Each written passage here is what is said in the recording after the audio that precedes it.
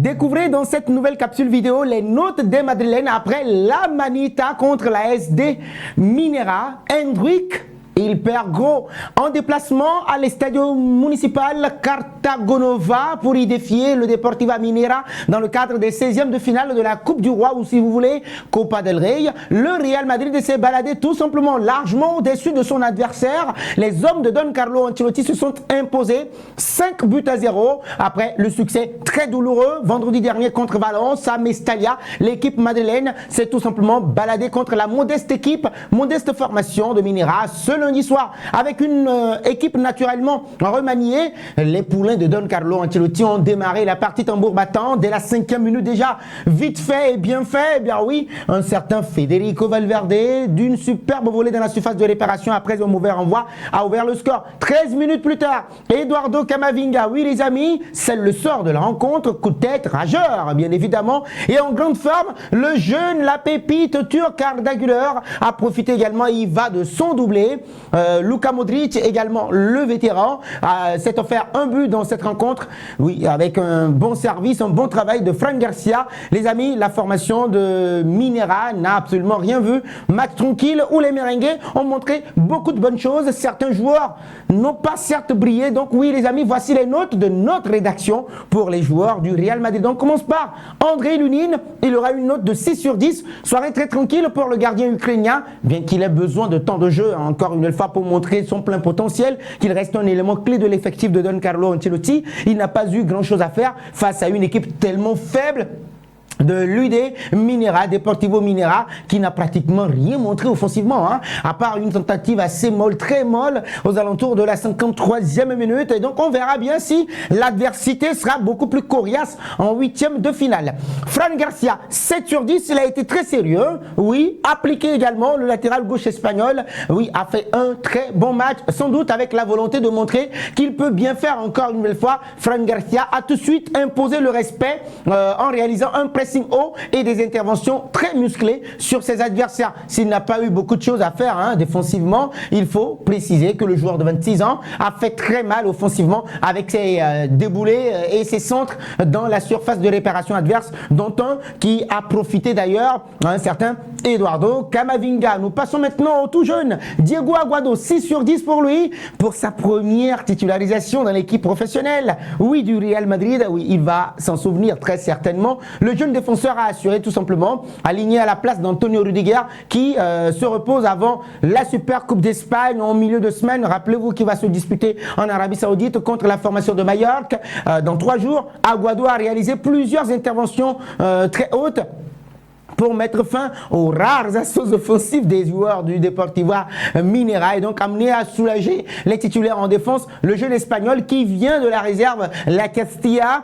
a marqué des points pour la suite de la saison. Raúl Asensio qui revient encore une fois, 6,5/10 selon notre rédaction. C'était le patron de la défense aligné pour montrer ses qualités encore une fois dans ce match très déséquilibré les amis. Le jeune défenseur de 21 ans n'a pas manqué la coche. Pourquoi? Le coach, j'allais dire, toujours agressif, Raúl Asensio n'a pas fait de cadeau à ses vis-à-vis et donc très peu sollicité défensivement. Le Sergio Ramos, en miniature de l'effectif de Don Carlo Ancelotti actuellement, a fait quelques incursions en attaque, certes, mais rien à dire sur le match de la pépite espagnole. Lorenzo Aguado, oui, c'est la jeune pépite. Ah, je ne l'ai pas mis, j'ai préféré mettre Eduardo Camavinga. Alors, comme lui également, comme Lorenzo, il jouissait de sa première titularisation dans l'équipe du Real Madrid, l'équipe A, appelée pour jouer à la place de Lucas Vazquez qui devait se reposer. Le jeune latéral droit a fait un match très propre contre les joueurs de Minera. C'était le match parfait pour gagner en expérience ici hein, aussi, aux côtés des professionnels. Donc ce qui a été fait de la plus belle des manières, avec des interventions justes et des relances globalement très correctes.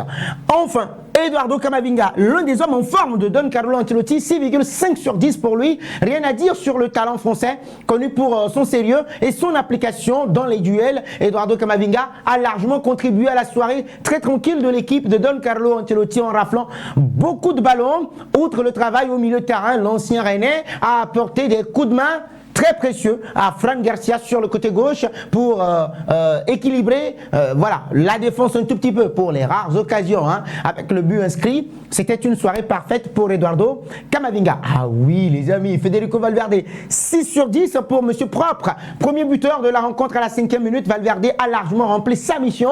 Très à l'aise dans l'entrejeu comme d'habitude. Le joueur uruguayen n'a pas eu grand chose à faire. Hein. Soirée correcte pour Federico Valverde ou si vous voulez Fede qui, voilà, qui n'a passé qu'une mi-temps sur la pelouse remplacée après par Dani Ceballos.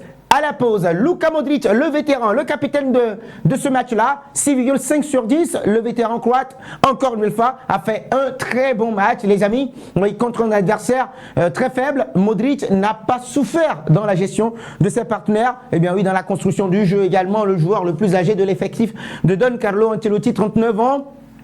A tranquillement fait parler son savoir-faire sans forcer également puisque l'adversité n'y était pas. Le but du 4-0 inscrit trop facilement en dit long sur la soirée du joueur de 39 ans. Brahim Diaz, 6 sur 10 pour lui, il a beaucoup tenté sans trouver le chemin défilé certes, mais il est passeur décisif d'entrée de jeu. Le joueur marocain voilà, s'est offert plusieurs occasions franches sans toutefois les concrétiser, mais visiblement dans un jour sans, voilà, on va dire baraka sans baraka, l'ancien du Milan AC n'a pas trouvé le cadre pour voilà, s'offrir son but. Arda Güler aura une note de 8 sur 10.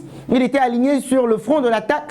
Le jeune Turc s'est tout simplement amusé. Un cran au-dessus, techniquement, Arda Güler a mis en difficulté la défense de Minera avec 2 buts déjà. Ses dribbles, sans oublier ses passes également dévastatrices.